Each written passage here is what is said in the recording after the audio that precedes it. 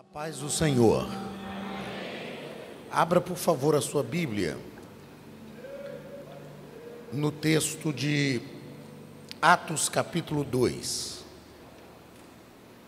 Por favor, Atos, capítulo de número 2.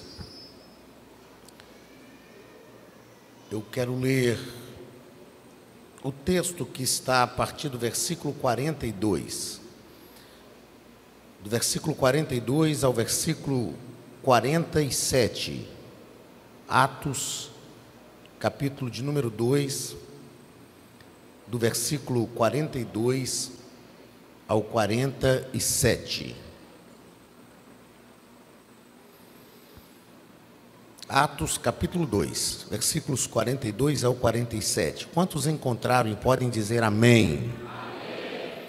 E perseveravam na doutrina dos apóstolos, e na comunhão, no partir do pão e nas orações. Em cada alma havia temor, e muitos prodígios e sinais eram feitos por intermédio dos apóstolos. Todos os que creram estavam juntos e tinham tudo em comum. Vendiam as suas propriedades e bens, distribuindo o produto entre todos, à medida que alguém tinha necessidade. Diariamente perseveravam unânimes no templo, partiam o pão de casa em casa e tomavam as suas refeições com alegria e singeleza de coração, louvando a Deus e contando com a simpatia de todo o povo. Enquanto isso, acrescentava-lhes o Senhor dia a dia os que iam sendo salvos. Amém? Podeis assentar, meus queridos e amados irmãos. Meus irmãos, eu quero louvar a Deus pela oportunidade de estar convosco nesta noite. Quero glorificar o nome de Jesus, porque Ele nos oportunizou este tempo. Quero louvar a Deus pela vida do pastor Hildo Cavalcante.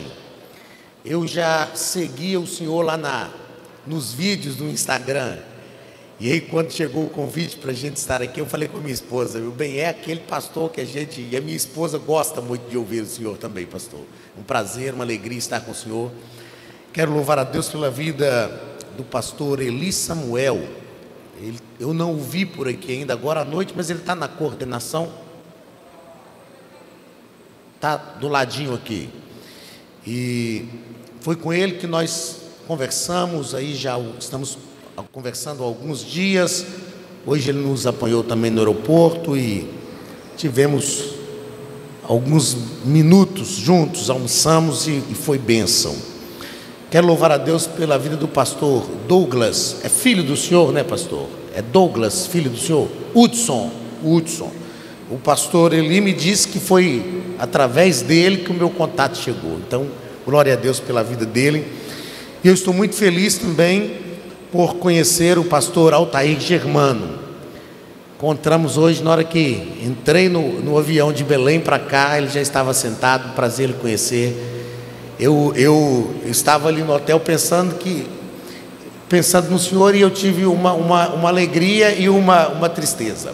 Uma tristeza porque eu não vou poder lhe ouvir amanhã, e uma alegria porque eu vou falar antes do senhor. Pastor Altair é de uma igreja muito conhecida, um trabalho muito poderoso no nosso Brasil. Deus lhe abençoe, pastor. Foi uma alegria lhe conhecer.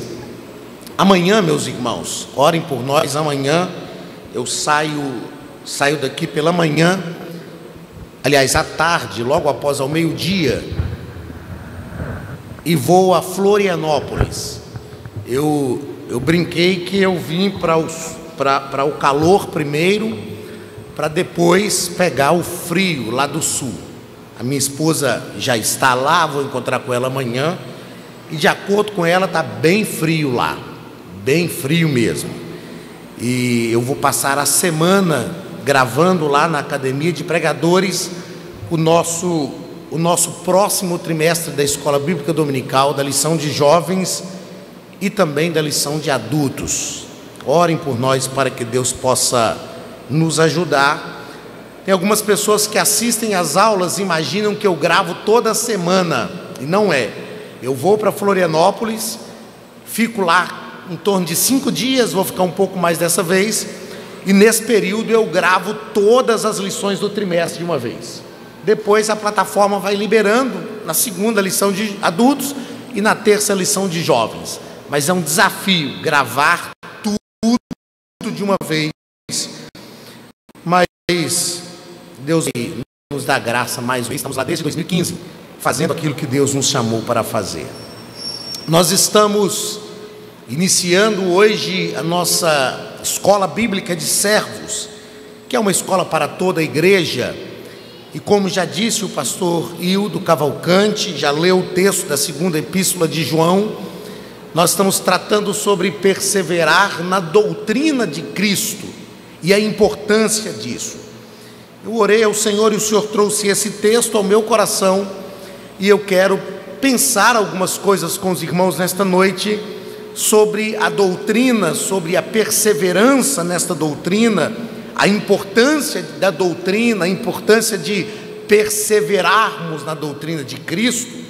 O apóstolo João é enfático que aqueles que não trazem consigo a doutrina de Cristo não devem ser, como foi lido no texto aqui, não devem ser sequer cumprimentados. A Bíblia diz, não, na minha versão, que é Almeida Revista Corrigida, diz, nem os saudeis. E quando eu vejo uma fala desta, vinda do apóstolo João, que é o apóstolo do amor, se fosse de Pedro, né, que era aquele que tinha facilidade para puxar uma espada, a gente diria, não, isso é coisa de Pedro, isso é coisa do temperamento de Pedro, vamos repensar isso. Mas quem está dizendo isso é João, é o apóstolo do amor. É o mesmo que diz, filhinhos, não pequeis, mas se pecardes. João tem toda uma forma própria e amorosa de expressar. E aqui ele diz, aqueles que não trazem consigo a doutrina de Cristo, nem os saudeis. Então, pensando na severidade desse texto, na realidade desse texto, é bom que nós estejamos sempre envolvidos pela doutrina de Cristo, a fim de que sejamos, no mínimo, cumprimentados pelo povo de Deus.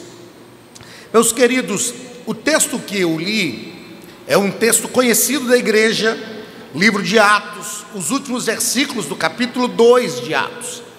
E quando nós lemos o capítulo 1 e o capítulo 2 de Atos, eles não são tão somente capítulos introdutórios deste livro.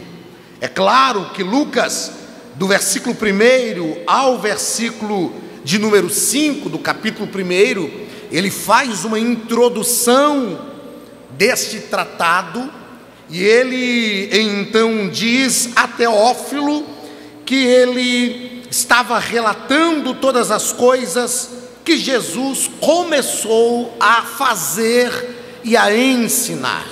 Esse primeiro versículo do capítulo 1 de Atos me chama a atenção, porque Lucas faz questão de dizer que ele estava fazendo os relatos daquilo que Jesus começou a fazer e a ensinar. E quando eu leio esta afirmativa de Lucas, eu me lembro de Sansão, que quando o anjo do Senhor falou com a sua mãe que ela ficaria grávida, o anjo disse assim, ele será nazireu, separado para Deus, e ele começará a livrar Israel das mãos dos filisteus. Ele começará. E Lucas agora diz que Jesus, o que ele relatou, foram as coisas que Jesus começou a fazer e a ensinar. E é interessante para mim porque Lucas não diz que Jesus começou a ensinar e a fazer. Ele diz Jesus começou a fazer e ensinar, deixando-nos claro que o que Jesus ensinava era aquilo que ele fazia primeiro. Então não tem porquê nós ensinarmos sem antes fazermos. E isto vai se alinhar com estas últimas afirmativas do capítulo 1, quando Lucas descreve que a igreja primitiva perseverava na doutrina dos apóstolos. É interessante que Lucas não diz no versículo 42 que eles perseveravam na doutrina de Cristo. Ele diz, eles perseveravam na doutrina dos apóstolos. E nós vamos entender aqui por que ele diz que a igreja perseverava não na doutrina de Cristo, mas na doutrina dos apóstolos. É claro que ele não está dizendo que os apóstolos tinham uma doutrina própria. Ele está nos fazendo entender que os apóstolos se assenhoraram da doutrina de Cristo de uma forma tão intensa que a doutrina de Cristo passou a ser a doutrina dos apóstolos. Nós vamos entender isso mais especificamente na vida de Paulo, o apóstolo dos gentios, quando ele diz assim: sede meus imitadores, porque eu sou imitador de Cristo.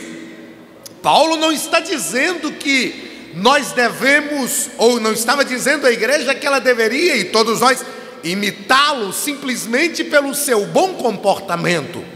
Ele está nos ensinando que se nós o imitarmos, nós estaremos imitando Cristo, porque Paulo entendeu que a vida cristã é verdadeiramente uma imitação da vida de Cristo, ou seja, tudo aquilo que nós fazemos em quaisquer circunstâncias da nossa vida deve ser aquilo que Cristo faria. Nós precisamos ter esta convicção, é aquilo que Cristo faria. E então aqui Lucas vai dizer, não que eles perseveravam na doutrina de Cristo, mas que eles perseveravam na doutrina dos apóstolos. Uma vez, e repito, principalmente os bons costumes são intensamente relevantes para a igreja, mas doutrina é um ensino.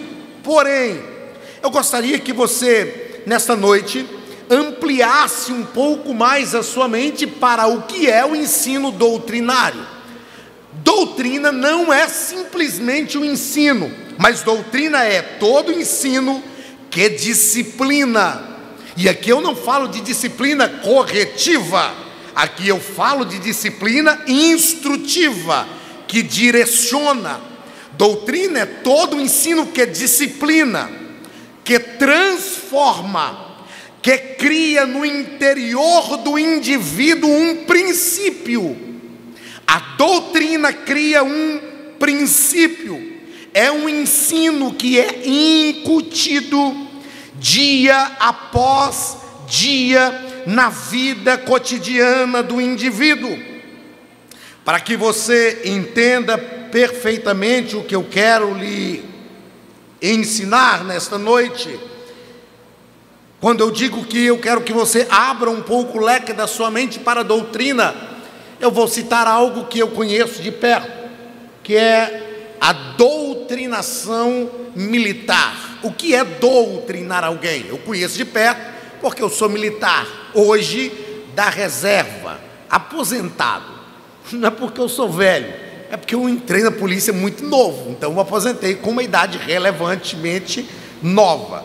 Mas eu costumo dizer que eu não sou novo, novo eu era quando eu entrei, então depois de quase 30 anos, não é?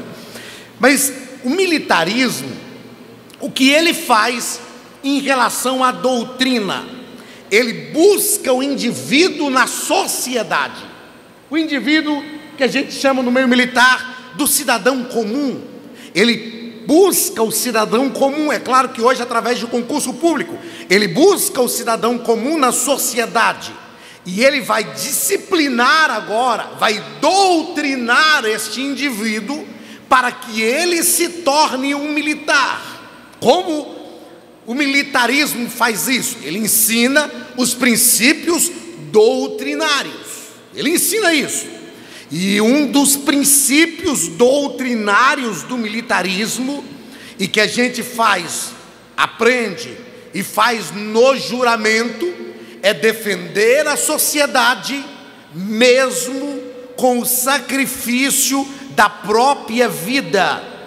O nosso juramento, todo juramento militar, seja qual for o curso que a gente faz, a gente sempre encerra dizendo, mesmo com o sacrifício da própria vida. Eu gosto de pensar as questões militares não só porque eu sou militar. Na verdade, eu falo que Deus gosta muito de polícia, porque Josué, lá do Egito, de acordo com os estudiosos, foi soldado no exército de Faraó. Então Deus já usa polícia há muito tempo. O nome pelo qual Deus mais é chamado no Antigo Testamento é de o Senhor dos Exércitos. E isso nos reporta para esta doutrinação. Então, o que acontece com um cidadão que foi sacado na sociedade e doutrinado para o militarismo? Se alguém chegar para você e disser assim, o banco em tal avenida está sendo assaltado, automaticamente você vai correr de lá. Mas se alguém falar a mesma frase para um militar, que é verdadeiramente militar, doutrinado, ele não vai correr de lá, ele vai correr para lá. Por quê? Porque ele foi doutrinado. Ele entende qual é o seu papel, ele entende qual é a sua missão. Ele passou por uma doutrinação. A doutrina foi forjada nele. Isto é doutrina. Doutrinar não é só ensinar. Doutrinar é forjar no indivíduo o princípio da doutrina. Oh, meus irmãos, se todos nós como igreja de Jesus entendermos isto, e que a doutrina de Cristo deve estar forjada em nós, e que os princípios da sua palavra têm que ser uma realidade na nossa vida, a igreja será diferente, o mundo será diferente, a sociedade será diferente. Então isto é doutrina. Doutrina é sim um ensino, mas um ensino que disciplina, que transforma, que gera um princípio no interior do indivíduo. Não é um ensino que é forjado da noite para o dia. É um princípio que é incutido na vida do indivíduo. Eu não vou ler para ganharmos tempo, mas se você quiser anotar, anote aí Deuteronômio capítulo 6, do versículo 1 ao versículo 9. Quando Deus disciplina, doutrina Israel, o texto inicia dizendo: estes, pois, são os mandamentos, os estatutos, os juízos que mandou o Senhor teu Deus, se te ensinassem, para que os cumprisse na terra que passas a possuir. E o texto diz que o Senhor está ordenando a Israel: ensinarás isto, tu as inculcarás a teus filhos, e delas falarás estas palavras, as palavras que hoje te ordeno, em tua casa, e andando pelo caminho, e ao te deitar, e ao te levantar, também as atarás como sinal na tua mão, e serão por frontal entre os teus olhos, e as escreverás nos umbrais de tua casa e nas tuas portas. A doutrina é algo que nós vivemos. Nós não doutrinamos só na escola bíblica dominical. Nós não doutrinamos só no culto de ensino.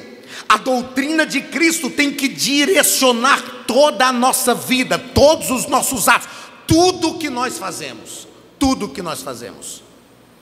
Se isso for uma verdade na nossa vida, o reino de Deus estará presente em todos os lugares. O Douglas Gonçalves, filho do pastor Josué Gonçalves, de São Paulo, escreveu um livro chamado Jesus Cop, que é cópias de Jesus. E neste livro ele fala que nós precisamos de cópias de Jesus. A minha filha leu este livro, porque é um livro que envolve jovens, e ela se encantou com o livro. Eu falei, deixa eu ler. Risquei o livro dela todo, ela quase infartou. Eu falei, então compra outro para você, que esse agora é meu. E neste livro, num capítulo dele, ao falar que nós precisamos de cópias de Jesus, o Douglas Gonçalves diz assim: quando o reino de Deus invade a terra. Essa palavra invadir às vezes pesa um pouco nos nossos ouvidos, porque a gente costuma dizer que Jesus não invade, ele bate a porta. Mas o Douglas Gonçalves, ele nos ensina que o reino de Deus tem que invadir a terra. E como é que o reino de Deus invade a terra? Se você é um crente disciplinado pela doutrina de Cristo, o reino de Deus é uma verdade na sua vida. O que é o reino de Deus? É o poder, é o domínio que Deus exerce na terra através da igreja. Então, quando um dos nossos jovens passam no vestibular, ainda que na faculdade tenha professores ateus que ensinam tudo que é contrário à palavra de Deus, quando qualquer um dos nossos filhos faz a matrícula no vestibular, lá nos céus o Senhor está dizendo: o reino de Deus chegou na faculdade. Quando você é contratado por uma empresa, ainda que o seu patrão seja alguém que não acredita em Deus, mas quando ele assina a sua carteira, lá nos céus está dizendo: o reino de Deus chegou naquela empresa. Quando você está na fila da casa lotérica, lá nos céus está dizendo: o reino de Deus está presente na casa lotérica. Quando você muda para a sua vizinhança, nos céus está dizendo: o reino de Deus chegou naquela vizinhança. Queira o inferno ou não, queira o diabo ou não, quando nós estamos envolvidos pela doutrina de Cristo, onde nós chegamos, o reino de Deus invade. O reino de Deus invade. Quando a gente chega dentro de uma aeronave, pastor Altair, o reino de Deus invadiu ali. Não importa se o diabo quer ou não quer, se ele vai lutar contra, o importante é que somos envolvidos, porque a doutrina de Cristo gera princípios em nós, e esses princípios norteiam a nossa vida. Qual a importância da doutrina? Então isso é a doutrina. Qual a importância da doutrina? A doutrina é importante porque tem o poder de gerar o que é ensinado, é ser doutrinado, discipulado. Isto é fazer discípulos, é gerar Cristo em alguém, é apresentar Cristo à pessoa, é fazer com que a pessoa tenha um acesso a Cristo, é fazer com que ela conheça Cristo. E qual é a melhor forma de nós conhecermos alguém? Quando alguém nos é apresentado por outro alguém. Quando uma pessoa, eu tenho um pastor amigo, um mentor, um amigo pessoal, o pastor Jander Magalhães, e o pastor Jander diz assim: o Anderson, nós precisamos criar uma rede de amigos que pensam a mesma coisa, e geralmente quando ele chega num lugar, ele diz: olha, você tem que conhecer o Anderson. E quando eu chego no lugar, e é isso que eu quero dizer aqui hoje, se vocês não conhecem, vocês precisam conhecer o pastor Jander Magalhães, um homem de Deus, um homem de um trabalho missionário com mais de 800 missionários sustentados em Cuba, um homem com um trabalho missionário na África, em diversos outros países. Por quê? Porque pensamos as mesmas coisas. E então, quando nós unimos pessoas que pensam as mesmas coisas, nós formamos uma rede forte de amigos que pensam as mesmas coisas. Doutrinar alguém é fazer com que alguém conheça Jesus tanto quanto nós conhecemos, porque nós sabemos quem verdadeiramente Ele é. É apresentar Jesus às pessoas. Isto é doutrinar. Isto é ensinar. E por que isto é importante? Porque esta doutrina de Cristo tem o poder de gerar aquilo que ela se propõe. Eu uma vez fui pregar numa igreja, aí estávamos sentados assim na plataforma da igreja, no altar, e o pastor me acotovelou e me disse assim: está vendo aquele irmão vestido assim, assim, assim? Aí eu olhei e identifiquei o irmão no meio da igreja. Eu falei: sim, estou vendo. Ele disse assim: aquele irmão é o tesoureiro da igreja. Eu fiquei calado, ele não falou mais nada. Eu esperei um minuto e pouco e falei: pastor, por que o senhor me apontou aquele irmão e disse que ele é o tesoureiro da igreja? Ele disse assim: porque aquele irmão já cumpriu pena por roubo, era ladrão, mas Jesus salvou ele. A doutrina tem o poder de salvar um ladrão e fazer dele tesoureiro da igreja. A doutrina tem o poder de ir na cadeia e tirar o bandido e fazer dele um pastor, um pregador da palavra. A doutrina de Cristo consegue alcançar o seu objetivo quando encontra lugar na vida das pessoas. A doutrina é importante por isso, porque ela tem poder de gerar o que é ensinado, o que ela se propõe. Qual a necessidade da doutrina? É possível ser crente sem ser doutrinado por Cristo? Não, é claro que não. Qual é a necessidade da doutrina? Ela é necessária porque só ela é realmente transformadora e produz os resultados que foram expectados. Não tem como realmente construir uma igreja forte se não for pelo ensino da doutrina de Cristo. Não tem jeito. Não tem como. Hoje nós estamos vivendo um tempo dos coachings. Eu falo isso sem criticar, porque eu fiz curso de coaching. E fiz de propósito, para conhecer. Fiz com uma instituição chamada Febracis, que é a Federação Brasileira de Coaching. Nos princípios da Febracis está o princípio judaico-cristão. E não é esse coach oba-oba que existe por aí. Mas hoje as pessoas querem fazer uma análise do ministério através de um coach. Não, vamos analisar a nossa igreja através de um coach. Vamos analisar o comportamento humano através de um coach. E realmente o trabalho com um coach, ele produz resultados. Mas nada produz resultados tão satisfatórios e intensos quanto a ministração da palavra de Deus na vida das pessoas. Nada. Porque a palavra de Deus consegue mudar comportamentos. A palavra de Deus consegue mudar o caráter, transformar a personalidade. A palavra de Deus consegue realmente entrar onde nada mais entra. É por isso que o escritor aos Hebreus diz que ela é poderosa e eficaz. Ela não é só poderosa. O que é algo que é poderoso? É aquilo que tem muito poder, que pode fazer o que é algo que é eficaz, que alcança os resultados a que se propõe. Ela é poderosa e eficaz, mais penetrante do que espada alguma de dois gumes, e penetra onde nada penetra, até a divisão da alma e do espírito, juntas e medulas, e é apta para discernir os pensamentos e intenções do coração. Ela é apta para discernir, não só porque ela conhece, é porque ela discerne, transforma e muda. Ela é apta para discernir. Então, o que deve ser a regra magna da igreja? A palavra. A doutrina de Cristo, ela é necessária por isso, porque ela consegue transformar.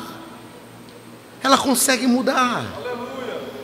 Todos nós que aqui estamos já fomos mudados pela palavra, transformados pela palavra. Aleluia, aleluia. Eu me lembro, eu sou filho de crente, criado na Assembleia de Deus, mas eu me lembro que lá pelos 15 anos de idade eu passei uma crise na minha vida espiritual, porque eu sabia que tinha algumas coisas em mim que precisavam ser transformadas e eu não conseguia. Por mais que eu lutava, por mais que eu tentava, eu não obtinha êxito. Não conseguia. E eu me lembro que um dia nós estávamos numa festa de jovens, e foi um cantor lá na nossa cidade. Eu sou de Governador Valadares, no leste de Minas Gerais, e nós fundamos na igreja lá um grupo que hoje está com mais de 30 anos, Conjunto Resgate. E nós estávamos numa festa, e foi um cantor, e ele cantou um hino do Armando Filho. Ele começou a cantar aquele hino, dizendo: quantas vezes quiseste então mudar teu pensar, teu modo de agir, e ao sentir que nada adiantou, foi tudo em vão, ó irmão.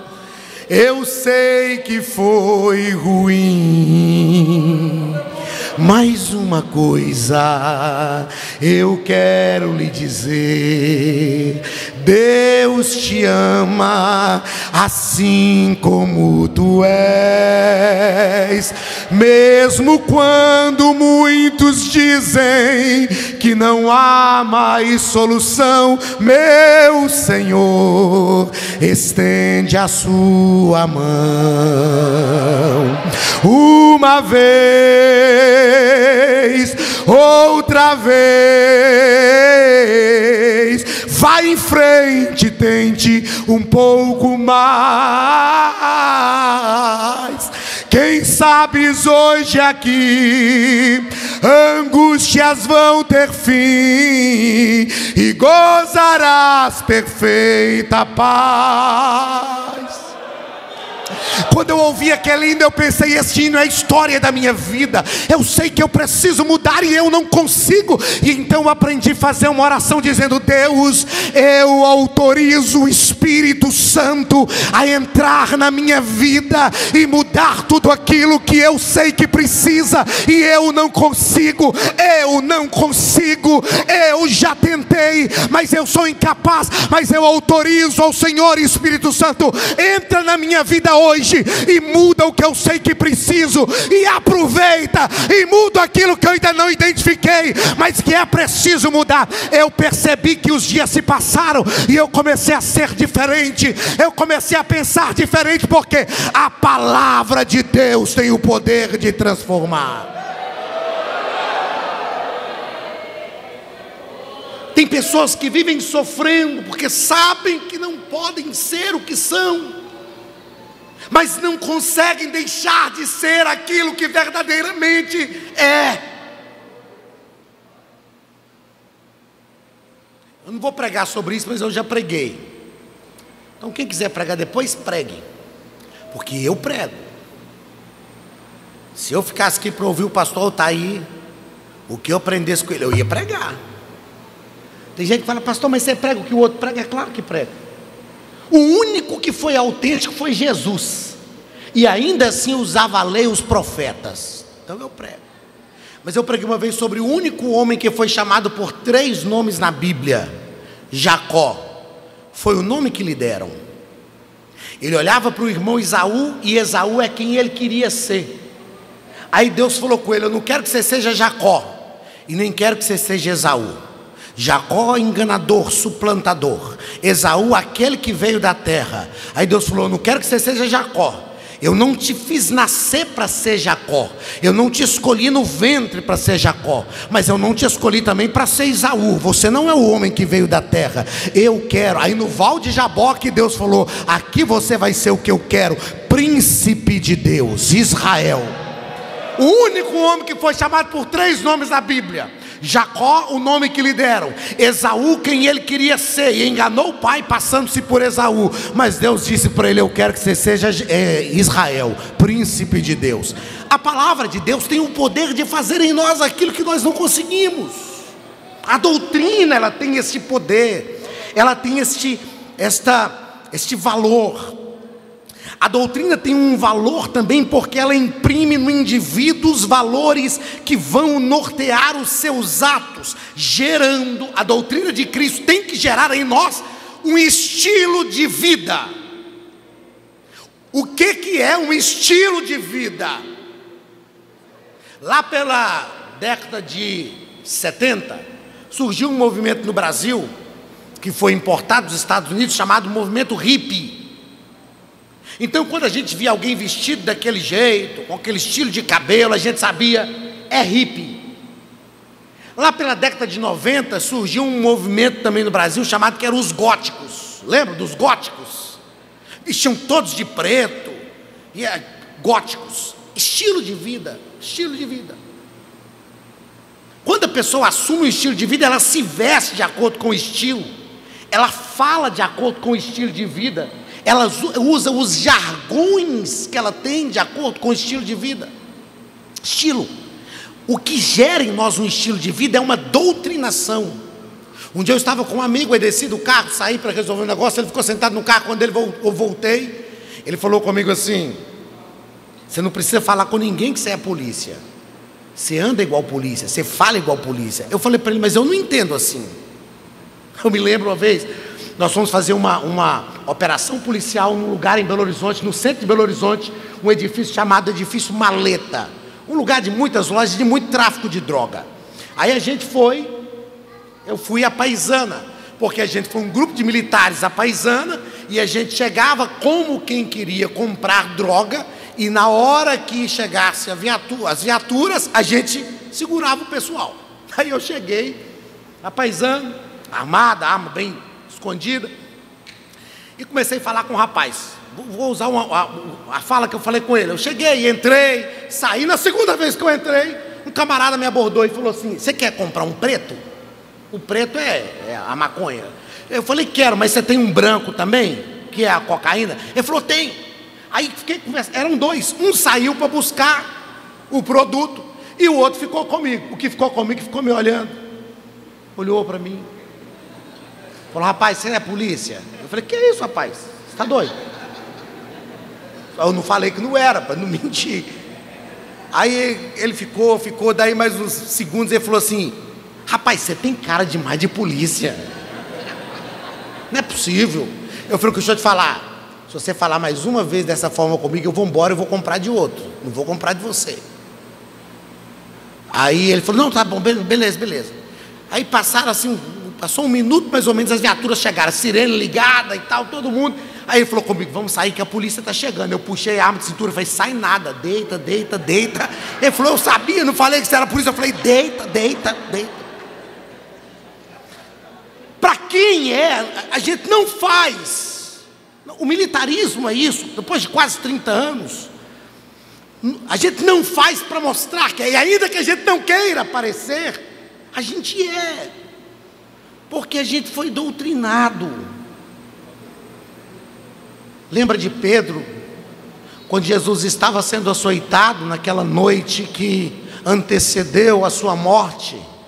Pedro achou que podia esconder, sentou-se numa fogueira e ficou quietinho, talvez puxou até um forro sobre a cabeça e ficou quietinho. A serviçal chegou e falou: você é um deles, não é? Ele falou: não sou. Ela: não, é sim, não sou, não é. Ela: você fala como eles, você se veste como eles. Eu não vi você junto com ele. Possivelmente ela falaria: mas é só olhar para você que a gente vê que você já passou tempo suficiente com ele, e ainda que você queira esconder, quando a gente olha na sua cara, a gente está vendo que ele parece com você. Aleluia, bendito seja o nome de Jesus. Lá em Florianópolis tem um centro de recuperados para viciados em drogas, que é o Bom Samaritano, sobre a responsabilidade do pastor Moisés, que é um dos sócios da academia de pregadores, e ele costuma falar para as pessoas que vão para ali, e depois de um tempo que elas se convertem a Cristo, começam a orar, começam a jejuar, participam das vigílias, e de repente ele fala: eu estou vendo Jesus em você, eu estou vendo Jesus em você. Quem Jesus está estampado na sua face, não tem como esconder. Ainda que você tente, alguém vai dizer: eu estou vendo Jesus em você. Porque fomos doutrinados. A gente só não veio para a escola dominical, não. A gente não veio só para o culto de ensino, não. A palavra entrou em nós. Ela transformou a nossa vida. Ela mudou a nossa vida. E tem gente que fica chateado quando ele comete uma falha em público. Alguém fala: uai. Não, uai é só em Minas Gerais, né? Uai é só em Minas. Mas como eu sou mineiro: uai, mas você não é crente? E tem gente que fala: rapaz, todo mundo faz de tudo agora, só porque eu sou crente não posso fazer nada. Pode não. É claro que não. Porque você está fazendo, mas quando você está fazendo, as pessoas estão olhando e estão vendo estampado na sua face outra imagem. E quando elas veem a imagem de Cristo em você, elas dizem: Jesus não faria isso que você está fazendo. Então a doutrina, ela precisa forjar em nós isto. O ensino cristão precisa trabalhar isso na nossa vida. O Meyer Pirman, ao escrever o livro Conhecendo as Doutrinas da Bíblia, é claro que ele vai falar de doutrinas teologicamente falando, E nós estamos falando de doutrinas aqui como ensino, mas vale a pena entender o que ele fala, teologicamente falando. As doutrinas, escatologia, pneumatologia, essas doutrinas teológicas, ele fala que é importante conhecer as doutrinas teológicas por 4 motivos. Eu vou só citá-los aqui sem comentário e vou ao texto que lemos. É importante conhecer as doutrinas porque o conhecimento doutrinário supre a necessidade de haver uma declaração autoritária e sistemática sobre a verdade. O que ele está dizendo? Supre a necessidade de uma declaração autoritária. Quem conhece a doutrina não precisa estar sob julgo. Quem conhece a doutrina, quem foi forjado pela doutrina, não precisa perguntar. Eu falo isso, pastor Hildo. Tem gente que está doido para fazer um trem errado, como diz o mineiro. Aí fala, pastor, o que o senhor acha? Eu posso fazer isso? Irmão, pastor não é guru, não. Pastor não é guru que o camarada fica lá, eu posso, não posso, posso, não posso, posso, não posso. Pastor é um líder espiritual para ensinar, para te doutrinar conforme a palavra de Deus, para que você decida.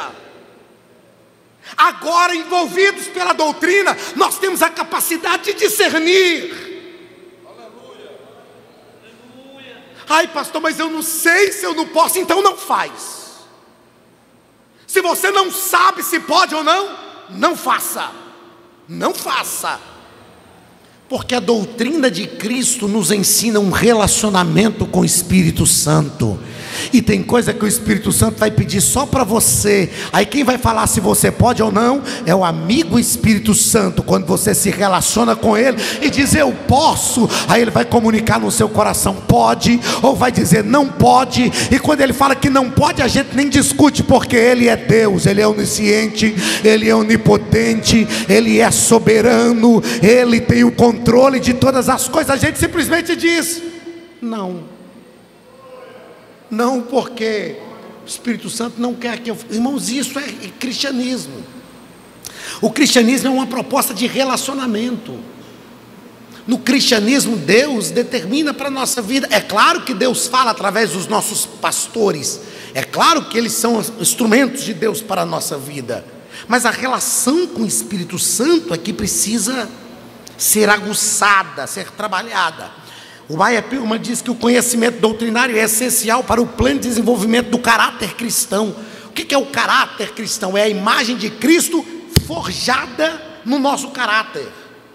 O conhecimento doutrinário, ele é essencial para isso. Terceiro, o conhecimento doutrinário é um baluarte contra o erro. O que é um baluarte? É uma fortaleza, um lugar forte onde nós nos escondemos. E o conhecimento doutrinário é uma fortaleza contra o erro. Quem conhece a doutrina de Cristo não é enganado. Não é enganado. Ele tem o Espírito que consegue fazê-lo discernir. E por fim ele fala que o conhecimento doutrinário é uma parte necessária para do equipamento de quem ensina a palavra de Deus. É uma parte necessária do equipamento de quem ensina a palavra de Deus. Vamos lá, Atos capítulo 2, versículos 42. Perseveravam na doutrina dos apóstolos. Em que consistia a doutrina, o ensino dos apóstolos? O que os apóstolos ensinavam para a igreja? É claro que quando nós lemos Atos, capítulo de número 6, a instituição dos diáconos, nós vamos perceber que houve uma murmuração por uma questão social, e os apóstolos foram enfáticos: nós não podemos nos afastar da palavra. Ou seja, eles se dedicavam ao ensino da palavra. E eles dizem: vamos levantar homens cheios do Espírito Santo para cuidar das questões sociais.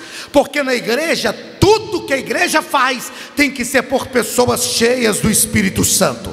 A gente poderia dizer: não, para cuidar da área social, a gente contrata uma assistente social, é mais fácil. Não, pode até ser assistente social, mas tem que ser cheio do Espírito Santo, porque está lidando com a igreja. cheios do Espírito Santo, que tenham bom testemunho. Estão os requisitos em Atos capítulo 6. E os apóstolos dizem: nós não podemos nos afastar da palavra. Então, em que consistia? Já que eu disse no início que os apóstolos se assenhoraram da doutrina de Cristo de forma tão intensa, que a doutrina de Cristo agora era a doutrina dos apóstolos. Em que consistia a doutrina dos apóstolos? A doutrina dos apóstolos se tratava dos ensinos sobre a vida e sobre a obra de Cristo, referindo-se à integralidade, a tudo aquilo que eles viveram no relacionamento com o Cristo encarnado. O que os apóstolos ensinavam? O que era a doutrina dos apóstolos? Eles ensinavam sobre Cristo. O Novo Testamento ainda não tinha sido escrito, estava sendo escrito. O cano do Novo Testamento estava sendo formado. O Antigo Testamento, que era a lei e os profetas que eles tinham, falavam da promessa de Cristo, mas eles tinham uma vida com Cristo. Eles tinham vivido com Cristo 24 horas por dia, por cerca de 3 anos, ou talvez um pouco mais. Eles tinham se relacionado com Cristo de forma intensa, integral, na sua integralidade. Eles tinham deixado tudo para seguir a Jesus. Então eles ensinavam a respeito de Cristo. Em que consistia esta mensagem? Falar daquilo que Cristo tinha incutido neles. Eles tinham sido doutrinados por Cristo, e agora, assim como Cristo os doutrinara, eles doutrinavam a igreja. E isso era tão intenso que a igreja perseverava. O que é perseverar? É insistir, é não desanimar. Perseverar é quando todos os ventos contrários baterem contra a nossa vida, a gente diz: eu não vou desistir, eu não vou parar, eu vou adiante, eu vou continuar. Perseverar é mesmo quando a gente não conseguir caminhar, a gente para, mas a gente não perde o foco. Perseverar é não parar nas suas atitudes. Irmãos, e se tem uma coisa que nós nos tornamos, eu não falo da geração dos nossos jovens, eu falo nós nos tornamos uma geração com pouca persistência. Nós nos tornamos uma geração fraca. Nos tornamos. Isso é um reflexo social. É um reflexo social. Há uns 2 ou 3 anos atrás, uns 3 ou 4 anos, em Belo Horizonte, um filho de um casal de militares se matou. 12 anos o menino. Chegou em casa, pegou a arma do pai e deu um tiro na cabeça. E as notícias que nós tivemos é que quando perguntaram para a mãe dele, o pai era coronel e a mãe capitão da polícia, perguntaram para o pai, para a mãe dele, por que ele se matou? Ela disse assim: ele sofreu bullying na escola. É um menino com a pele pouco mais clara do que a minha era. E ela disse, eles chamaram ele de macaco na escola, e ele se matou. Eu falei: gente, na minha época, sem ovacionar a violência, mas se me chamasse de macaco na escola, ou eu dava um murro no olho do camarada, ou tomava um murro no olho e ia embora para casa. Pronto. Nós estamos sofrendo um reflexo social de uma geração fraca. Uma geração fraca. E deixa eu te explicar isso para você entender, a partir de nós os homens, como eram as nossas brincadeiras quando na nossa infância. Eu estou com 46 anos de idade. A gente tinha uma brincadeira lá em Minas que chamava Mamãe da Rua. Era só para meninos, e nenhum menino queria ser a mamãe da rua. Naquele tempo não. Naquele tempo ninguém queria. E como era a brincadeira? A gente passava de um lado para a rua, de um lado do outro para a rua, pulando de um pé só. E quem estava ocupando o lugar de mamãe da rua tinha que derrubar a gente para pisar com os 2 pés. Como você acha que o menino derrubava o outro? Era no soco, na rasteira. Na minha infância a gente tinha uma brincadeira que eu esqueci, eu não me lembro o nome correto, mas um se abaixava e os outros iam pulando por cima. E tinha diversas modalidades. Olha que eu estou voltando na infância de muita gente. Tinha um negócio, unha de gavião, que a gente batia o dedo assim nas costas do menino. A modalidade que eu mais gostava chamava pastelão quente. Que a gente passava, dava um tapão e gritava, pastelão quente, e pulava. O outro vinha, gritava, fazia a mesma coisa. Eram as nossas brincadeiras. Mas isso, fazendo uma análise social mesmo, de um contexto, de um reflexo social da nossa época, isso nos tornava forte. Quantas vezes eu não arranquei a cabeça do dedão jogando bola na rua, escondido porque era filho de assembleiano. E a gente trupicava, caía, levantava e ia embora. Irmãos, nós estamos vivendo uma geração tão fraca, socialmente falando. É a geração dos relacionamentos virtuais. É a geração que tem milhares de seguidores, mas está solitária. Já de alguns anos para cá está se tratando sobre a depressão social. É uma rede de amigos lotadas no Facebook, que minha filha já fala que é coisa para velho. É uma rede de grandes seguidores no Instagram, no Twitter, no Snapchat, em todas as redes sociais. Mas a pessoa se sente só. E aí a namorada termina com o menino, ele se mata. O namorado termina com a menina, ela tira a sua própria vida. Nós estamos precisando pregar um evangelho que fortalece e não enfraquece. Nós precisamos de uma geração que levanta a cabeça e diz: venha o que vier, haja o que houver, eu perseguirei a palavra, eu não vou desistir. Aí Lucas diz: a igreja perseverava na doutrina dos apóstolos. Ela é perseguida e ela persevera. Os irmãos são presos, mas ela persevera. São mortos, mas ela persevera. Haja o que houver, nós precisamos pedir a Deus que Ele nos dê robustez espiritual. Hoje nós estamos vivendo um tempo, eu estou falando no geral, é bom que é a primeira vez que eu venho, não conversei com ninguém sobre vocês, mas a gente está vivendo um tempo de crentes de cristal. A gente tem que ficar com ele, aquele bibelozinho, Jesus, tem dó. Aí o pastor, nós já estamos no dia 24 de junho, já viramos do meio do ano. Aí o pastor não visitou a casa do camarada ainda. Ele está: o pastor não me visitou esse ano ainda. Tem 359 anos de crente, já era para você estar visitando os outros. E é você que está querendo a visita do pastor. É tempo de erguermos os nossos olhos, nos tornarmos uma igreja forte e dizer: venha o que vier, nós vamos à batalha, nós vamos à luta. Nós vamos à luta. Perseveravam, não desistiam, não desanimavam, não paravam, iam adiante.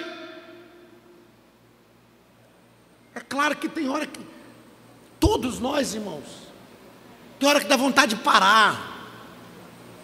Até Elias, não é? O homem que fazia descer fogo do céu, o homem que dizia: segundo a minha palavra.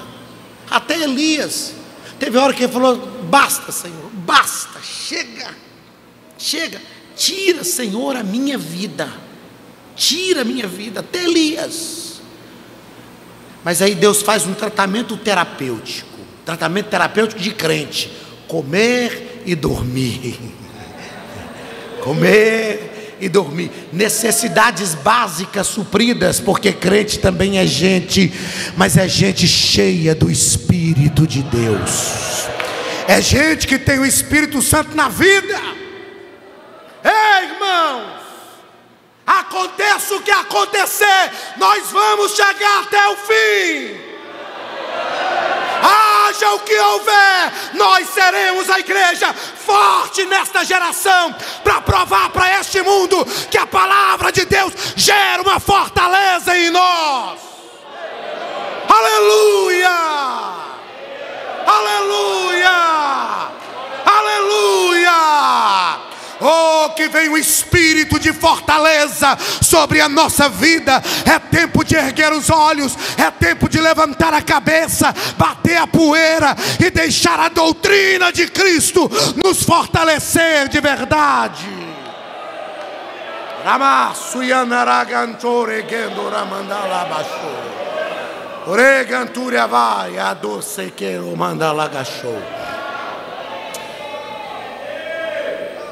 Aleluia. Tem hora, irmão, que a gente... Tem um irmão meu que me ensinou uma coisa, meu irmão caçula, o Wilderson. Ele disse: tem hora que a gente persiste, tem hora que a gente prevalece. Não é nem porque a gente é forte, é porque a gente já foi longe demais para voltar atrás. É porque a gente já falou algumas coisas que não dá para negar agora. Aleluia, a gente já foi longe demais para voltar atrás. Já foi longe demais. Eu lembro do hino antigo que a gente cantava, que dizia: se já chegamos até aqui, vamos lutar até o fim. Com Jesus vale a pena sofrer. Meus irmãos, não queiram desistir agora, porque já estamos bem perto da vitória. Não dá para voltar mais. Perseveravam na doutrina dos apóstolos. Os apóstolos ensinavam sobre Cristo, e eles falavam daquilo que eles tinham vivido. E o que eles tinham vivido era, o que eles ensinavam, a doutrina dos apóstolos era teológica, porque revelava Deus, mas não era acadêmica, era teológica. Porque teologia é o estudo de Deus. Então a doutrina dos apóstolos era teológica, porque revelava Deus, mas não era acadêmica, era prática. Teoria e prática. Teoria e prática. Aliás, prática e teoria. Prática e teoria. Foi assim que Jesus fez. Ensinou os discípulos, depois mandou de 2 em 2, e eles foram, tiveram tanto sucesso que eles voltaram dizendo: em teu nome até os demônios se nos sujeitam. Se acharam os mais poderosos. Aí Jesus falou: olha, tem um poder maior do que esse. Não vos alegrem porque se vos sujeitam os demônios. Alegrai-vos antes por ter os vossos nomes escritos no livro da vida. A doutrina dos apóstolos era prática, porque era principiada no que eles viveram, não no que eles estudaram. Foi no que eles viveram. Aleluia. Aleluia. Nós precisamos viver algo com Cristo. Nós precisamos viver intensamente a vida cristã. Deus vai permitir lutas, dificuldades, problemas, situações, provações na nossa vida, só para a gente aprender e poder falar com autoridade, poder falar com a alma, poder dizer: eu já passei onde você passou. Levanta a sua cabeça, porque o Deus que me ajudou está de pé para te ajudar também. Eu já senti na pele o que você sentiu, e o Espírito de Deus me sustentou. Prática. Aí quando Deus permite algumas coisas sobre a nossa vida, a gente começa a reclamar: ai Senhor, o Senhor não está comigo. Não, calma, você está só no campo de treinamento. A doutrina dos apóstolos estava alicerçada nisso, era prática. O que eles viveram com Jesus, agora eles ensinavam. E eles ensinavam aquilo que eles sabiam. É diferente você ouvir alguém que não tem conhecimento, que não tem envolvimento prático, e você ouvir alguém que realmente conhece do que está falando, realmente praticou o que está ensinando. A doutrina dos apóstolos também era transformadora, porque era a transformação efetuada a partir deles. A partir deles. Eles não falavam de algo que podia acontecer, de uma transformação possível, não. Eles falavam de uma transformação real que eles tinham vivido. Imagine o Pedro, que negou Jesus. Agora no dia de Pentecostes ele se levanta. Imagine esse Pedro, depois da cura do paralítico na Porta Formosa, quando os principais, os anciãos começaram a questionar: por que vocês fizeram isso? Por que vocês curaram? Ele disse: este homem está de pé, em nome de Jesus o Nazareno. Aí eu imagino que alguém franziu a testa, olhou para Pedro, tipo assim, querendo ameaçá-lo, e ele diz: é isso mesmo, o Cristo que vocês mataram, a pedra que vocês rejeitaram, foi colocada como pedra principal. É em nome dele que este homem está de pé. Não tem mais medo, não tem mais covardia. Não, não. Agora tem coragem. Não é uma coragem que afronta. Não é uma coragem que puxa a espada. É uma coragem que tem autoridade para dizer: é em nome de Jesus o Nazareno. É uma transformação que ele experimentou. Ele não está falando de algo que ele ouviu. Eu falo que nós precisamos ter muito cuidado com a geração de Gideão. O que é a geração de Gideão? É a geração poderosa, é a geração que livre, é a geração que guerreia. Mas é a geração que não tem uma experiência pessoal com Deus. É uma geração que tem coragem de malhar o trigo no lagar. É uma geração que não se entrega. Mas é uma geração que não tem experiência pessoal com Deus. O anjo do Senhor falou com Gideão, sentou debaixo do carvalho que estava em Ofra, ficou observando Gideão. Gideão está lá malhando e o anjo do Senhor está observando. Tem hora que parece que não tem ninguém perto da gente, que a gente está trabalhando sozinho, mas é porque Deus está te observando. Ele está te observando. Aí de repente o anjo do Senhor diz para ele: o Senhor é contigo, varão valoroso. Olha o que ele diz: se o Senhor é conosco. Primeiro, o Senhor falou com ele: o Senhor é contigo. Aí ele fala: se o Senhor é conosco, o que foram feitas das tuas maravilhas que os nossos pais nos contaram? Ele está vivendo a partir das maravilhas que os pais contaram, da experiência dos pais. Aí o Senhor vai dizer para ele: mas você vai aprender a viver com as suas próprias experiências. Não fala isso nas entrelinhas do texto e diz: vai nesta tua força e livrarás Israel das mãos dos midianitas. Eu sou pequeno, sou da menor família, da menor tribo, eu não posso. O Senhor diz: Gideão, 32 mil é muito, 300 é suficiente para que eles não digam que o próprio braço lhes deu a vitória. Eu vou fazer com pouco, mas você vai ter a maior experiência da sua vida.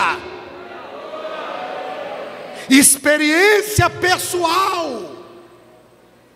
Eu tenho um amigo que está pastoreando hoje em Portugal, Joedson Cassiano. Um dia ele me disse assim: mano, como a gente faz para fazer os nossos filhos terem uma experiência pessoal com Deus? Eu falei: como assim? Ele disse: você sabe que eu sou de família pobre. Eu falei: eu sei, eu te conheço desde a infância. A família pobre a minha também era, por isso que eu te conheço. Porque se você fosse rico eu não ia te conhecer. Eu era pobre, como é que, né? Aí ele falou assim: a gente era tão pobre que chegava lá pelo meio do ano, a gente falava com a minha mãe assim: mãe, o que a senhora vai dar a gente de presente de Natal? Aí ela virava para a gente e dizia assim: põe a tua boca no pó, talvez haja esperança. Como assim, mãe? Não, começa a orar a partir de agora, 6 meses antes, para ver se Deus dá condição de a gente fazer alguma coisa. Ele falou: hoje a gente trabalha, luta e dá para os nossos filhos a maioria de tudo aquilo que eles querem. Como levar os nossos filhos a ter uma experiência com Deus? Irmãos, glória a Jesus por isso. Glória a Jesus. Mas eu sou da geração de crente que só um crente ou outro na igreja que tinha um carro. Lá na roça, talvez um fazendeiro que se convertia. Eu sou de um tempo que a gente, quando o menino dava febre, não tinha dinheiro para comprar um medicamento. Qual a única coisa que a gente tinha que fazer? Orar. Deu uma dor de cabeça, ora. Hoje ele fala: ora não, como a Neusaldina, toma um grama de dipirona, que rapidinho passa. Orar para quê? Não, irmãos, nós temos que voltar à dependência de Deus.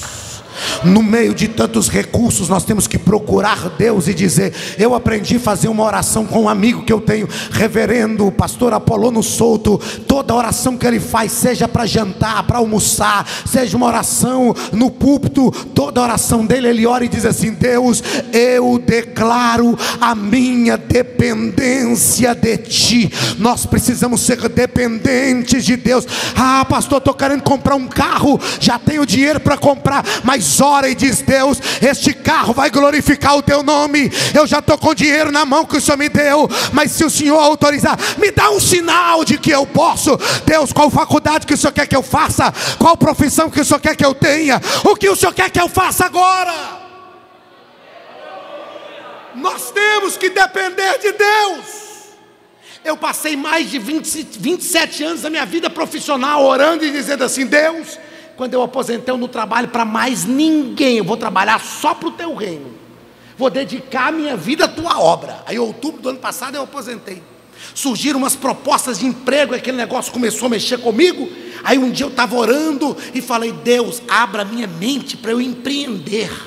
Eu quero empreender, quero fazer alguma coisa. Eu estava com 45, fiz 46 agora em maio. Falei: eu estou com 45 anos, Deus, eu quero ter pelo menos 20 anos de trabalho ainda pela frente. Falei: abra a minha mente, me ajuda. Aí um dia eu orando, Deus falou comigo assim: tudo bem, mas você me prometeu que ficaria só por conta da minha obra. Aí eu, sabe quando a gente tenta ainda ajeitar as coisas com Deus? Eu falei: Deus, mas aqui é porque eu vou empreender, eu vou ser o dono da empresa, aí eu mesmo vou poder fazer o horário, vou poder dedicar mais tempo ao Senhor. Aí o Senhor, eu ouvi a voz de Deus me dizendo: tudo bem, mas você me prometeu que ficaria só por conta da minha obra. Eu falei: Deus, me perdoe, Senhor, eu não quero me envolver com as coisas secundárias, eu quero viver para Ti. O Senhor tem sido fiel comigo. Nós precisamos voltar à dependência, depender de Deus em tudo. Eles perseveravam na doutrina dos apóstolos, que era teológica, mas não era acadêmica, que era prática, porque não partiu daquilo que eles estudaram, foi daquilo que eles viveram, que era transformadora, porque não partiu daquilo que eles sabiam que podia fazer, partiu daquilo que fez neles primeiro, algo que foi gerado neles e eles exteriorizaram para a igreja. Aí nós olhamos para a igreja que perseverava nesta doutrina. E o que me chama a atenção é que Lucas abre o capítulo 2, falando da descida do Espírito Santo no Pentecostes, o grande projeto de Deus para a igreja. E ele fecha o capítulo 2, falando do resultado do Pentecoste na vida da igreja. O capítulo 1 e o capítulo 2 de Atos, como eu disse no início, não são só introdutórios. Eles são, na verdade, o pano de fundo. Eles são, na verdade, a plataforma de tudo que acontece. No capítulo 3 começa a falar dos milagres, a cura de um coxo, mas o capítulo 1 e o capítulo 2 são uma plataforma de tudo que acontece em todos os demais capítulos do livro de Atos, porque a igreja estava alicerçada na doutrina dos apóstolos, cheia do Espírito Santo. Ela estava vivendo a revelação de Cristo, vivendo o que Cristo era de verdade. Perseveravam na doutrina dos apóstolos. Era uma igreja, a igreja que persevera no ensino de Cristo. Primeira coisa que ocorre com ela, irmãos, ela tem comunhão, ela está junta. Perseverava na doutrina dos apóstolos, na comunhão, no partir do pão e nas orações. Pensa se uma igreja dessa pode ser vencida. Perseverava no conhecimento de Cristo. Era uma igreja que tinha comunhão e não abria mão da oração. É uma igreja que estava orando junto. É uma igreja que estava vivendo junto. É uma igreja que estava adorando junto. Vai um recado para os desigrejados: sozinhos nós não somos igreja, sozinhos nós somos templos do Espírito Santo. E tem gente que diz: eu é que sou igreja. Não, você está enganado. Sozinho você é templo do Espírito Santo. Eu só sou igreja no corpo. Eu só sou igreja quando estou unido nos demais membros. Eu só sou igreja porque eu no corpo eu edifico alguém e sou edificado por alguém. É isso, cada um tem uma função, cada um faz uma coisa e é edificado e edifica. É edificado e edifica. E isso é igreja. Isso é igreja. E tem um problema: se a gente não vive no corpo, é complicado até dizer que é templo, porque a gente só é templo do Espírito porque a gente está no corpo. Se a gente não está no corpo, não sei não, hein? A gente não está no corpo, não sei não. Todos os que creram estavam juntos e tinham tudo em comum. Creu, estava junto. Parece até João que está dizendo isso aqui, né? Se não creu, se não tem a doutrina de Cristo, está fora. Mas se creu, está junto. Crer aqui não é só acreditar. Crer é viver aquilo que a gente professa. As pessoas estão confundindo. Aí eu creio em Jesus, mas não vive aquilo que diz que crê. Não vive aquilo que diz que crê. Sabe o que é crer de verdade? É se submeter à vontade. Eu tive uma lesão no punho direito, e eu operei 6 vezes a mão e 1 vez o ombro. E lá em Minas a gente tem um dos melhores cirurgiões de mão do estado. É o melhor do estado e um dos melhores do Brasil, o Dr. Robert Bicalho da Cruz, coronel da polícia. E eu acreditava tanto no potencial dele, que teve um dia que eu cheguei para fazer uma consulta. Ele falou: rapaz, a cirurgia que a gente fez é porque ele fazia uma raspagem no osso, e o osso voltava a crescer. Aí eu cheguei um dia no consultório dele, e ele falou assim: rapaz, o osso cresceu de novo, vai ter que operar de novo. Eu falei: sério, doutor? Ele falou: é só você continuar confiando em mim. Eu falei: confio. Ele falou: confia mesmo? Eu falei: confio. Você quer operar agora então? Eu falei: quero. Tem vaga no bloco? Então vamos operar. Ele falou: rapaz, você confia mesmo. As pessoas estão dizendo: eu creio em Jesus, mas não querem viver aquilo que Jesus ensina, determina, disciplina para a nossa vida. Que crença é essa? Que crença é essa que a gente não se dispõe a viver mesmo aquilo que Ele está nos propondo? Aleluia, aleluia, aleluia. Nós precisamos crer ao ponto de dizer: se Cristo comigo vai, eu irei, e não temerei, com gozo irei, comigo vai. É grato servir a Jesus, levar a cruz. Se Cristo comigo vai, eu irei.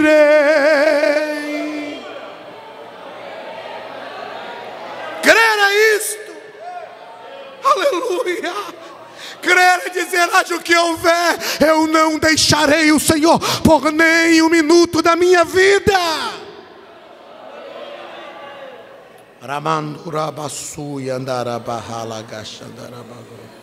Pastor, pode pedir o tecladista para...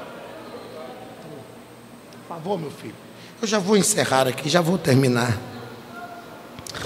Todos os que creram estavam juntos e tinham tudo em comum. Vendiam as propriedades, distribuíam de acordo com a necessidade. É engraçado a gente olhar isso aqui e pensar numa igreja dessa, mas tinha necessidades. Irmãos, nós nunca deixaremos de ter necessidades. Nunca deixaremos de ter necessidades. Mas Davi nos ensina: fui moço e hoje sou velho, mas nunca vi um justo mendigar o pão, nem a sua descendência padecer necessidades.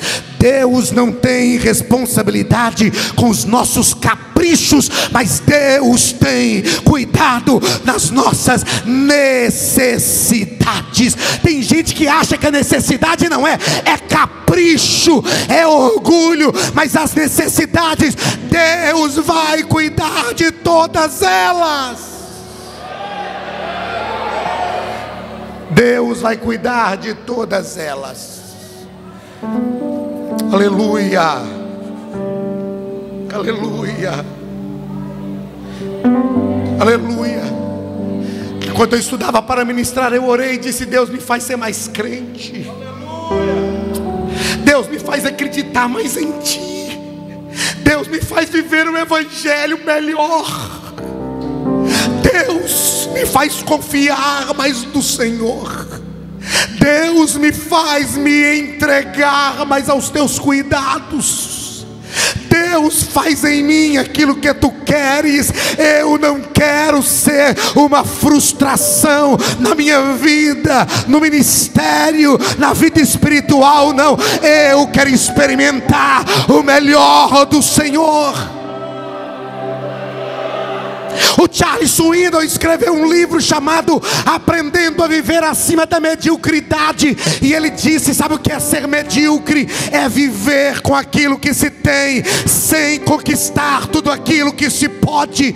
E ele nos ensina que Deus tem muito a nos dar, e eu não falo só de questões financeiras, não, Deus tem muito a nos oferecer. Tem gente vivendo uma vida espiritual medíocre, desfrutando de Deus, só 2 cultos ou 3 no meio da semana. Ele é dizimista e é ofertante, mas está vivendo aquela vidinha mais ou menos, e acha que está vivendo o top da vida cristã. Deus tem muito mais para você, e eu orei, e eu tenho orado dizendo: eu quero conquistar tudo que o Senhor tem para mim, tudo que o Senhor tem para mim, eu quero conquistar. Nada que o Senhor me prometeu eu quero deixar para trás. Vamos deixar de viver uma vida medíocre, vamos acreditar verdadeiramente no Deus que tudo é, que tudo pode e que tudo faz. O Deus criador dos céus e da terra. É um tempo de nos assenhorarmos da doutrina de Cristo e dizer: a partir de hoje eu serei tudo que tu planejastes para a minha vida.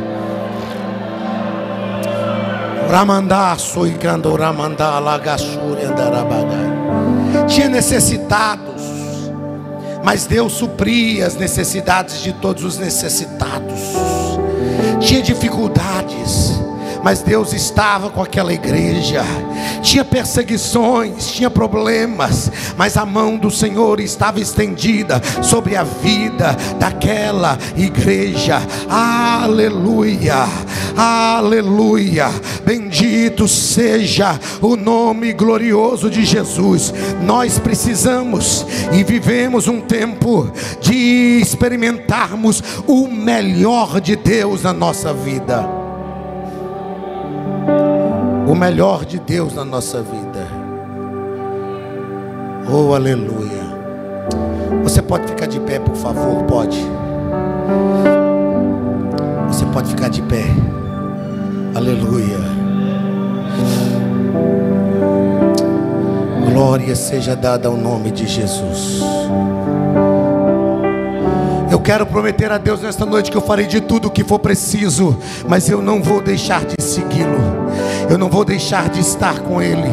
Aleluia, aleluia. Na minha adolescência eu prometi dar a Deus as minhas forças, e eu disse: Deus, eu não quero ser obreiro quando ficar velho. Eu quero gastar os meus melhores dias na tua obra, e eu vou me gastar. Enquanto eu tiver a voz, eu vou gritar que Jesus Cristo está vivo. Ele é o Senhor da igreja, Ele é o Deus da nossa vida. Bendito seja o nome glorioso de Jesus. Nós não vamos abrir mão como a igreja primitiva. Vamos perseverar na doutrina dos apóstolos, aquilo que eles aprenderam com Cristo e ensinaram. Aquilo que nós já vivemos com Cristo até hoje é suficiente para nos fazer perseverar e experimentar a plenitude do que Deus tem para a nossa vida. Você não viveu tudo que Deus tem para que você viva com Cristo, mas o que você viveu até hoje é suficiente para te fazer perseverar. Aleluia, bendito seja o nome de Jesus. Que a doutrina de Cristo forge princípios, que a doutrina de Cristo trabalhe a tua mente.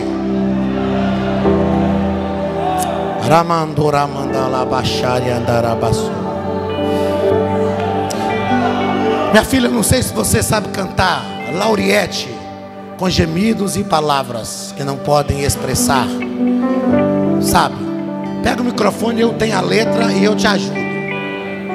Oramandala gasúria marabachandarabaga.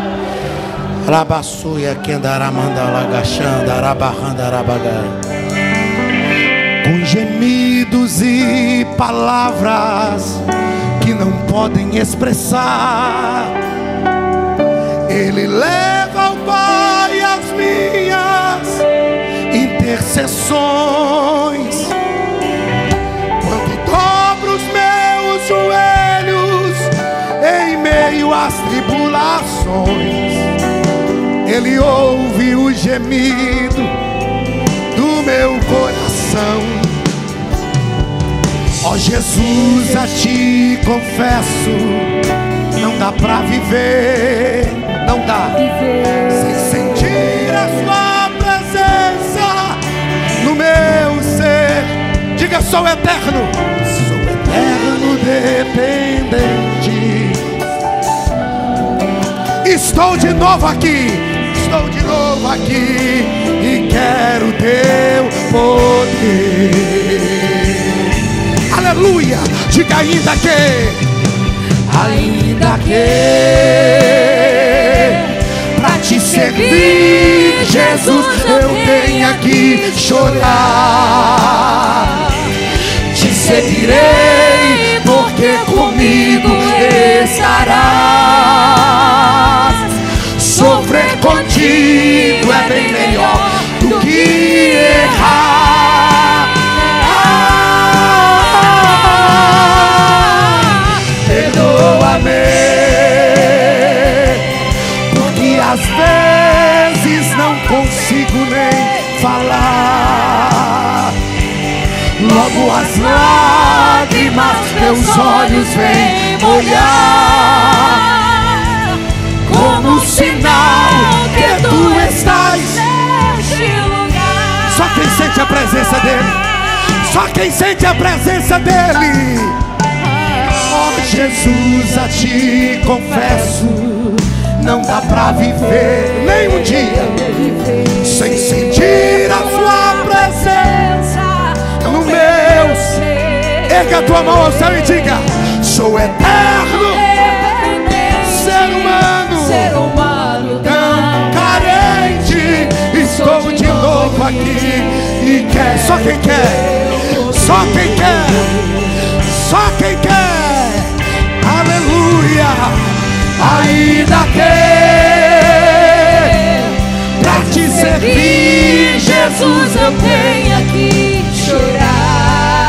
Te seguirei porque comigo estarás.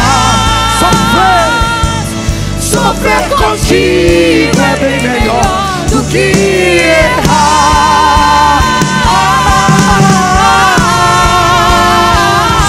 Perdoa-me, porque às vezes não consigo nem falar. Logo as lágrimas meus olhos vêm molhar, como sinal que tu estás neste lugar.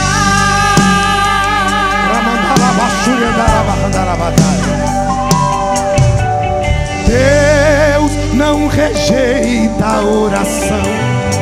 Oração é alimento. Eu nunca vi um justo sem resposta ou ficar no sofrimento.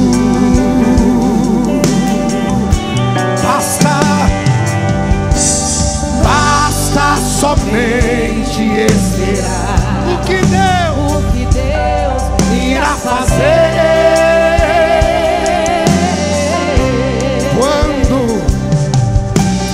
Quando eles têm a sua mão, é a hora de vencer. Então louve, simplesmente. Tá chorando, louve. Precisando, tá sofrendo, louve. Não importa, louve. Seu louvor, e lá do céu, Deus vai na frente, abrindo o caminho, quebrando as correntes, tirando os espinhos, ordena os anjos pra contigo lutar. Ele abre as portas pra ninguém mais fechar. Só quem crê que ele trabalha, caminha contigo de noite ou de dia. Erga suas mãos, sua bênção chegou. Comece a cantar.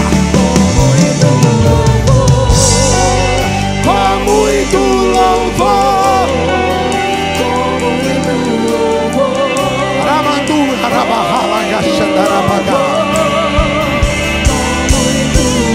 Oh, ramatuia, darabaga, darabaga. Aleluia.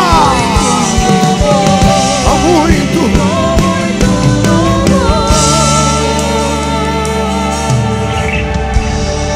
escute. A gente precisa entender o que Deus está falando.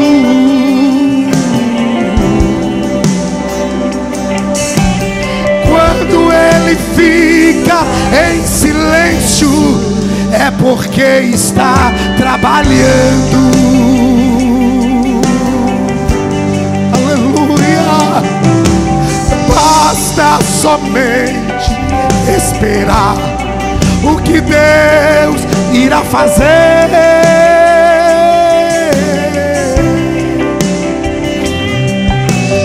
Quando Ele estende suas mãos, é a hora de vencer. Então louve, simplesmente louve. Tá chorando, louve.